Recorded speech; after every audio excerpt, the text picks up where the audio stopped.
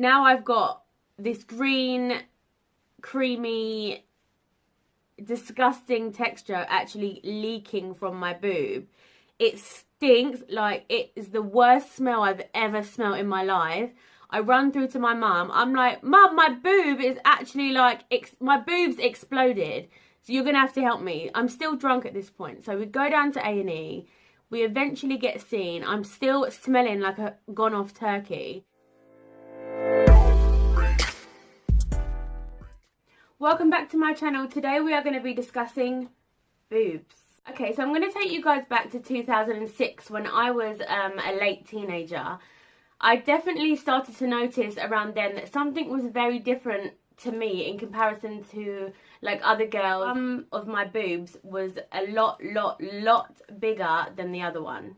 So as teens do, you know, I experimented with a few things. So I would always wear sort of tops like this. I refused to get measured. I absolutely refused. My mum thought it was because I liked to wear sports bras and I was quite a tomboy, but actually I didn't want to face getting my boobs out to anybody. I didn't want anybody to see what was going on underneath my top. Then I discovered chicken fillets. They sort of were quite a big thing. A lot of my girl mates used to wear them in their bras, but instead of me having one in each bra, I used to put the two into the one bra cup. Sort of managed to disguise it after a certain amount of time with all these different techniques that I had. But again, I would never wear anything tight to me at all. After about 4 years of filling my bra with these flipping chicken fillets, I was over it. Like, I was really quite down about it, and I thought, why has no one else got this? Like, nobody else that I knew had ever mentioned about two different boob sizes. So anyway, I went onto the internet and I had a research because I wanted to see if anybody else in the world had the problem that I had. So I came across this lady who had had surgery, breast asymmetry surgery on the NHS, and I was like, oh, surely not. That literally can't be possible. This isn't going to work. By now, I had confided it in a friend who then said, you know, you should go for it. You should go to your GP and sort of see what they say. There's got to be some sort of rules and regulations around it, but you should go and see what they advise, because what if something is wrong with you? What if, you know, when you have children, you know, you haven't developed properly, etc. So I booked an appointment to my GP. I actually really didn't want to go because I had this massive issue with getting my boobs out in front of anybody. So to think that I was going to have to get them out in front of this doctor, whether it be a man or a woman, I was just not up for it at all. But I dragged myself there anyway. She made me feel really comfortable, like I was sort of not more than happy to get my boobs out, but she made me feel in such a way that I could actually take my top off and sort of show her exactly what I thought the problem was. Anyway, I went behind the screen, and within 2 minutes of that, I was referred to the breast clinic in London. So I've sort of gone home. I'm happy that potentially this could be sorted. At this point, I thought it was a great idea to tell my mum exactly what was going on. She was really supportive. She basically said she would come along with me to speak to them as well. And I just sort of felt this massive weight lifted off my shoulders. The day came and me and my mum went up to this breast clinic in London. Because I'd never been measured before, I'd never gone to Marks and Spencer's or Bravissimo and got myself measured, because again, I did not want to get my boobs out in front of anybody. I felt like an alien. In this breast clinic, they actually measured me properly at this point and discovered that my breast, there were 3 cup sizes difference. One was quite a heavy, bigger boob, if that makes sense, and the other was a really sort of perky teenage boob, like it should be, basically. And then, oh sorry, just a little pretty little thing delivery. From that day there, I was actually referred to have breast asymmetry surgery on the NHS. I waited around 9 months in total for the surgery to actually be booked in. Bearing in mind, I'm 19 years old at this point. So, you know, I'm still living at home. I'm really immature. I wasn't really sure whether this was the right thing to do. But anyway, I did it. I had the surgery in 2007. The surgery itself was actually pretty complicated. I had a mastopexy on my left breast, which is a breast uplift. I then had an expander implant put in the left breast and a standard teardrop shape implant put in the right breast. The expanded implant basically means that you can get the asymmetry perfect. So you then attend a clinic after you are all healed from your surgery. I had a port that was put under my breast, and they then inject saline into the port, which then goes into the breast, so you can watch it pump up, if that makes sense, in order for it to be completely symmetric. So I got home and my mum was doing an amazing job of looking after me. I didn't really realise how many things it would affect. Because I had them behind the muscle, I couldn't do this movement. So I did actually get stuck in the bath for 4 hours. As you can imagine, I was totally fed up. But I started to feel better after like a couple of days. So I think it was about 10 days after. And I decided to take it upon myself to go out with my friends. So I picked this awful, awful sequin boob tube. Slapped that on. I was like, oh my god, I can wear a boob tube now. I can be like everybody else. So I've put that on and I've gone out. I'm dancing, I'm drinking the night away, I'm having the best night of my life. Like, I vividly remember it.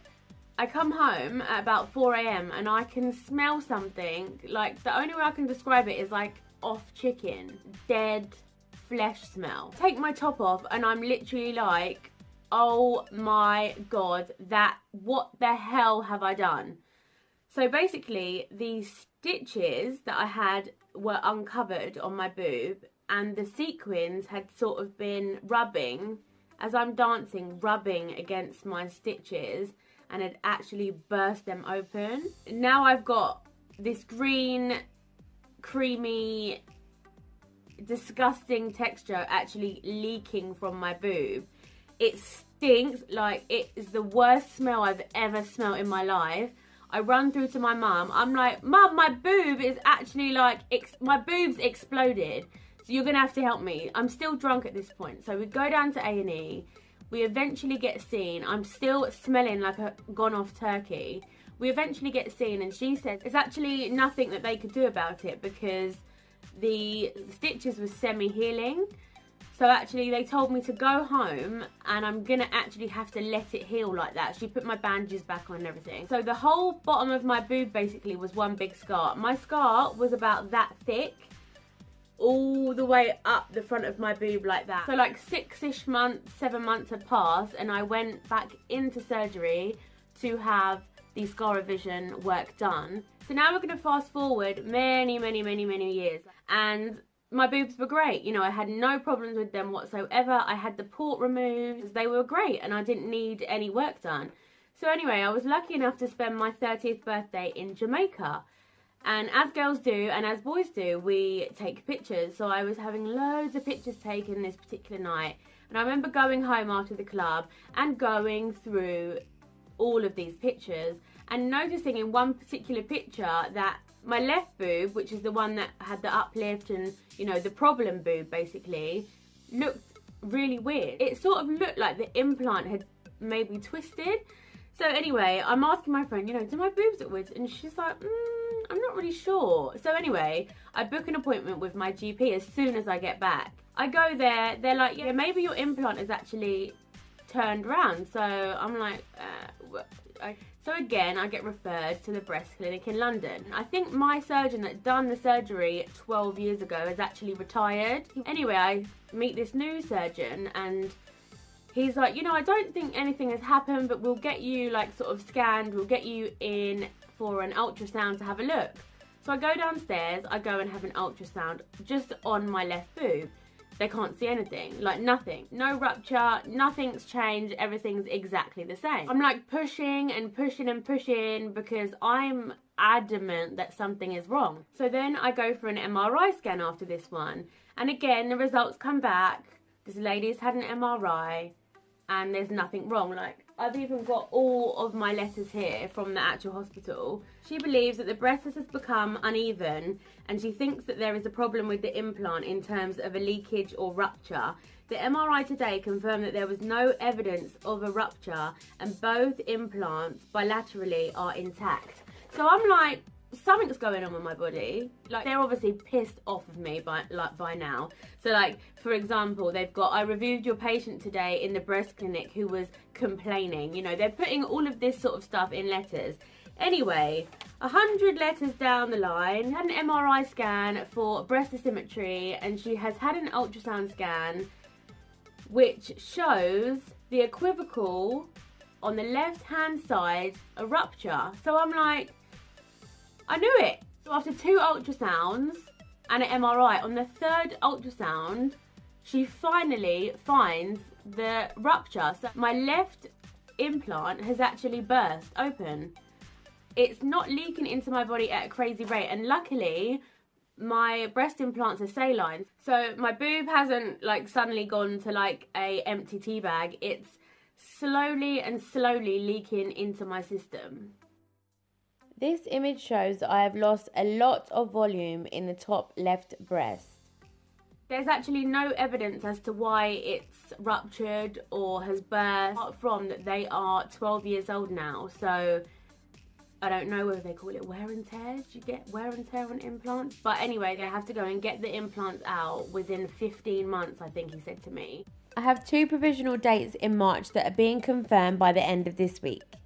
Things are very different with my home life now this time round, so it's going to be quite tricky having the surgery as I live alone with my daughter.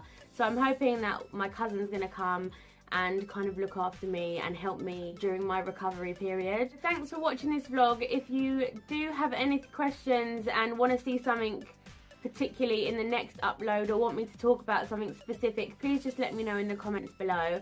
I'm going to be showing you the pre-op, the surgery, me coming home, the hospital stay, absolutely everything I'm going to include, so people can see the difference of what it is. It's not just an NHS boob job, you know. I hope you guys enjoyed it. If you have, give me a big thumbs up and make sure you subscribe and follow my journey.